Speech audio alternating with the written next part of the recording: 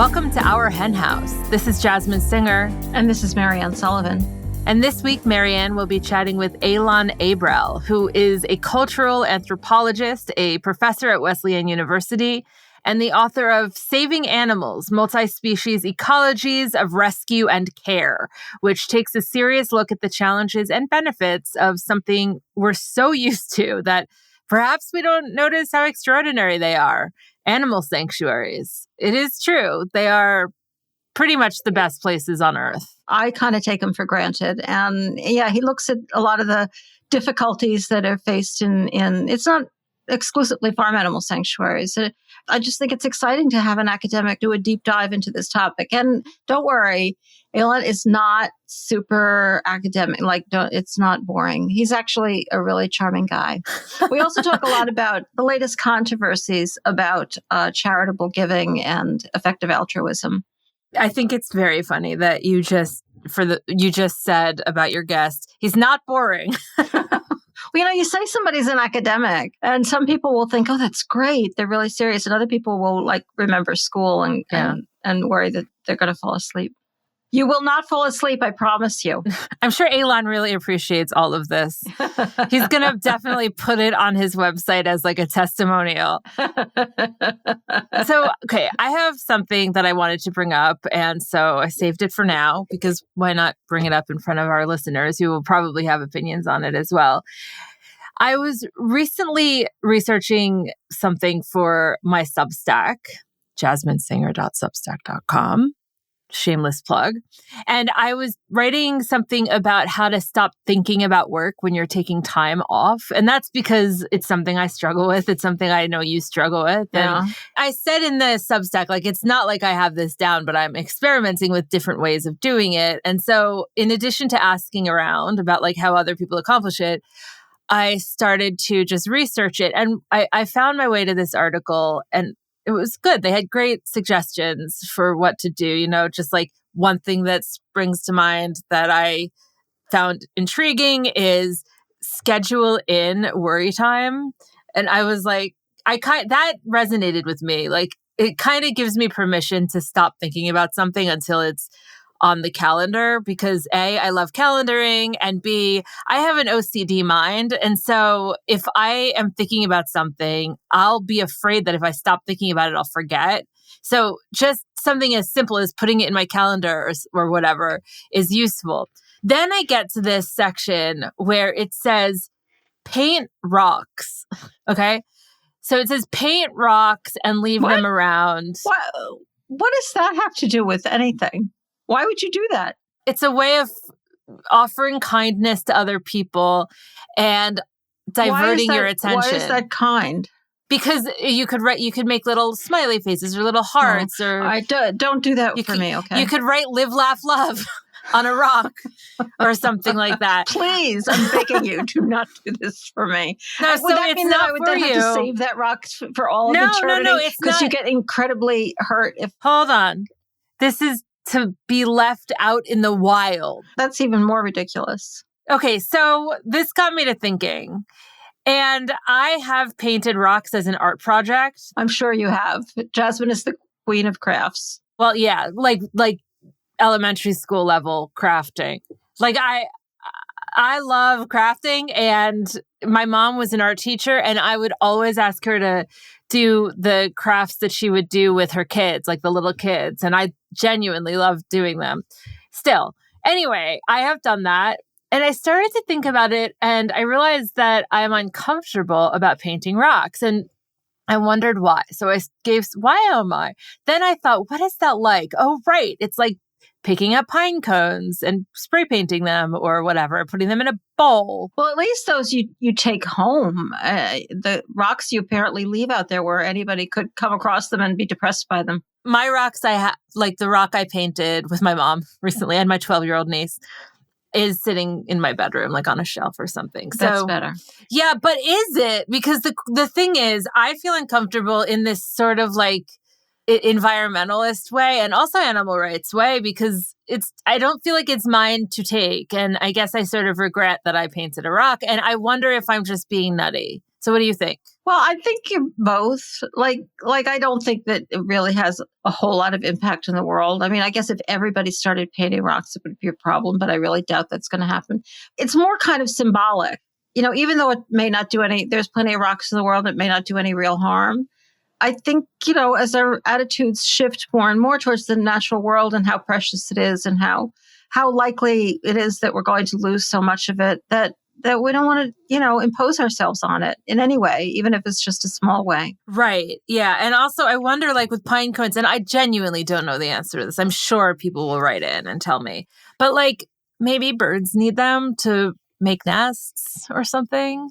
And who knows about rocks? Yeah, it's hard for me to imagine a bird using a pine cone unless it was a really big bird. But yeah, there might well be some use for pine cones. I mean, animals make use of all sorts of things. So anyway, I like seeing pine cones, and I'm sure the animals do too. Like just seeing them out there and doing their pine coney thing.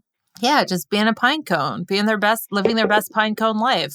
So anyway, it's just some food for thought. Are we going to change from being animal rights activists to being pine cone activists? Well, that was my next big announcement is like we have a podcast starting called Our Pine Cone House. I wouldn't be at all surprised. Yeah. All right. So speaking of podcasts, let's talk about ours. As people are listening to this know, we have a flock, and it's for our subscribers who give us either $10 a month or $100 a year or more. And there are different perks that come with that. And one of the perks is bonus content. And another perk is a one-on-one session with me to talk about your activism. And another perk is an invitation to join our Flock Fridays, which are the first Friday of the month at 4:00 Eastern. And we bring former guests on. And we recently had Zoe and Shearston join us. Zoe and Shearston Rosenberg. Yeah, sorry. I just feel like Madonna or Cher. They're just like Zoe and Shearston. They're from Happy Hen Sanctuary, and Zoe is just an incredible activist in the big sense as well. She's just doing incredible work. And so we're so inspired by her when we did the Flock Friday chatting with her. I don't understand how she's 20. And I don't understand how she's so friggin' smart and worldly. It just seems like she's been around for a lot longer than 20 years. And so we asked her about basically her theory of change, because she is creating her own major at Berkeley, where she goes to school. And it's basically a theory of social change major that she's created for herself. And so I just wanted to play this little clip from the Flock Friday session that we recently had so that other people could think about what she's saying as well. So what is your theory about what it is that has to flip that switch that make people think that they have to do something about this? I could probably talk for hours about my theory of change, which I will not do right now, but maybe another time. My theory of change in a very short, compact way is nonviolent direct action. There's more to it than just that. But I believe that we have to build a base community that should ideally be in person. So it would be, local to different places, that is tight-knit and people working together very closely to fight for change, people who trust one another. That's really important in social movements. I believe that there needs to be a lot of different tactics. People need to be doing undercover investigations. People need to be getting the word out. People need to be doing civil disobedience. People need to be really doing everything, because that's what a movement is. Everyone has a niche. Everyone has something to contribute when they come into a movement. Maybe what you're good at is public speaking. So you're going to be a public speaker. Maybe what you're good at is leading a march, organizing protests, and being an organizer. And that's going to be your role in the movement. And of course, people can grow other skills as well. But I really think it takes everything. It takes people going after a target from all sides in as many ways as possible. I kind of touched on this before, but I really think that what ultimately will get more people into a movement, into fight for animals, is cycles of contention and repression. These are kind of trigger moments. For example, the Black Lives Matter movement existed before George Floyd was killed. That movement has existed for many years, but that trigger moment got thousands of people to pay attention and to get out into the streets. That's what pushed them to get out there. And I believe that someday there will be a trigger moment like that for animals. We won't necessarily have control over when that trigger moment happens or how it happens, but we have to be prepared as a movement to support that trigger moment. So we have to be prepared to have the infrastructure in place, the organizers in place to lead a movement successfully and to sustain it. Because imagine if the movement that came out of the killing of George Floyd, imagine if that was still around today. If that was still around today, we would be seeing so much more drastic systemic change against police brutality and racism in general. Unfortunately, those numbers have drastically dwindled. But what needs to happen is for a movement to win is that 3.5%, or it can be a little less, but somewhere around that of the population has to sustain that level of contention for a long period of time. And that long period of time can't just be months. It has to be at least a year, potentially years of people out in the streets physically with their bodies, taking action, thousands and thousands of people like we saw in response to George Floyd, but for years at a time. And that is what is going to completely create this drastic systemic change that we need to see for animals. It's not a one issue thing. It's not the kind of thing where we just need to change just one law and then animals are going to have rights. We need drastic change. And so we're going to need a huge movement over a long period of time to create the change that we need to see for animals. So definitely food for thought here. Yeah, she's great. Yeah. She's really great. She's such a thoughtful person. She's going to change everything. She and all of this young generation coming up, I'm so impressed with them all. Yeah, definitely. By the way, for those of you who are listening, I just want to let you know that we have a new Mighty Networks community, which is an app that you can get. And it will basically direct you to conversations that listeners and Flock members are having. You can follow it either on your phone or your computer. I know most people like to follow things on their phones, but I just want to I am not one of them. I'm always on my computer instead. So I enjoy following it on my computer. Well, we want you to join us there. So we will link to it in the show notes for this episode. There's a section of that that's just for the flock. Yes. But the main section of it is for everybody. That's right.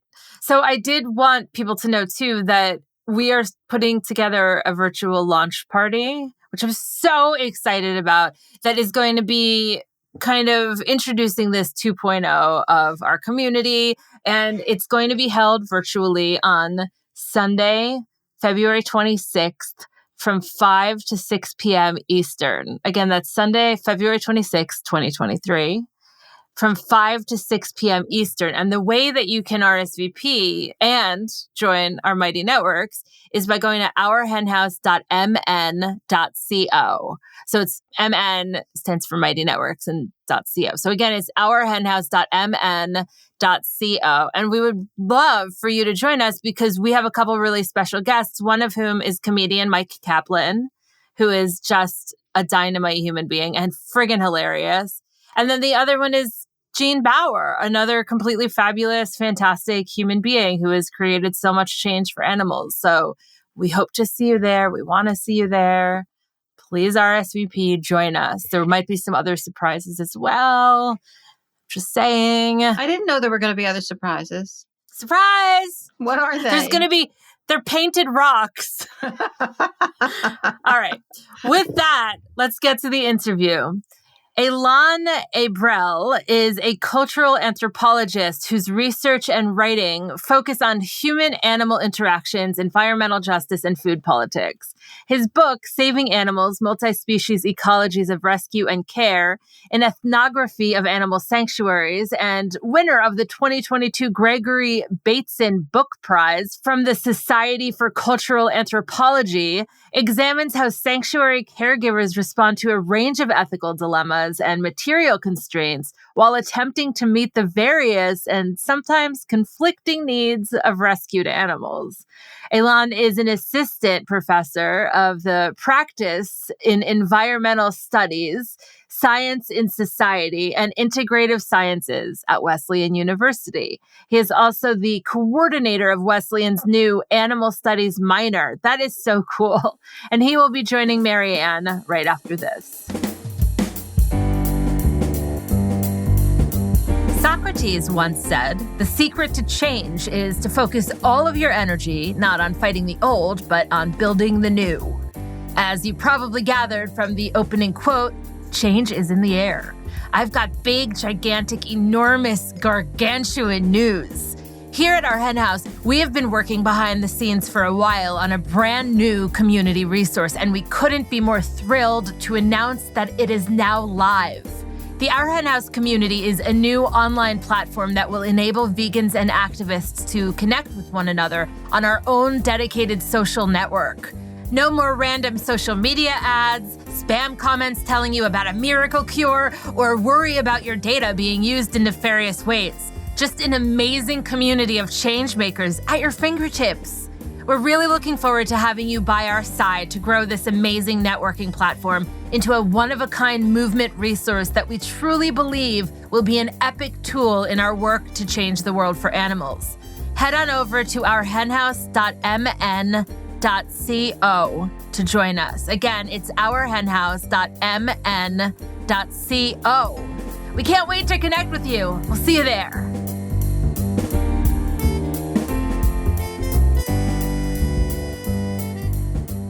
Welcome to our hen house, Elan. Thank you. I've been wanting to interview you for a long time because you have written a book about what is, I think, my favorite subject and so many people's favorite subjects, and that is sanctuaries. Sanctuaries are so important to people in this movement. But it's not a super academic book. I mean, it's accessible to regular people, but it is an academic book. And you write it from your perspective as a cultural anthropologist. And I just thought I would start off by asking you, so what is a cultural anthropologist? Oh, great question. A cultural anthropologist is, people might associate it more with sociology than what a lot of people think anthropology is. But it's essentially anthropologists who study the different aspects and dimensions of material and immaterial culture too. Everything from music to art to folklore to culinary practices to how people organize themselves and feed themselves and everything in between. Okay, cool. So about life on Earth by humans. Yeah. And big topic. Yeah, exactly. And how humans make meaning of that. So okay. Well, that seems like a really important aspect of how we think about sanctuaries, because there is a lot of questions about how we make meaning of them. And it's really obvious from your book that you care a lot about animals. You make that clear right from the start, and that has been a major motivation for you in deciding what to study. But why did you focus on sanctuaries specifically? There is a longer version how I got to this, but I was bouncing around to different projects in grad school and came to an epiphany that I would be a lot happier if I were doing a project on animals rather than sort of treating my interest in animals as like a private life thing and not a professional thing. And so when I came to that conclusion, I immediately thought about the different ways in which animals are treated horrifically by humans in human society and the need to further expose that and talk about it. And books, since I first started thinking about this and come out like every 12 seconds that really get into what's going on behind the scenes in like animal agriculture. But I knew that I couldn't personally handle being in a setting where I was going to be around violence or mistreatment of animals on a regular basis. And at the same time, I was sort of wondering about this idea about what motivates people to really care for animals. I feel like the question is often like, well, what can we do to convince people to care more about animals or change the way that they're behaving? But I thought that there hadn't been much real discussion or investigation of what were the experiences of people who already care about animals. And I thought maybe the best place to go and look at that was sanctuaries, where people who work at sanctuaries are literally giving every hour of their waking day to care for animals who've been rescued from all kinds of horrible situations. So that was the catalyst for looking at that as an area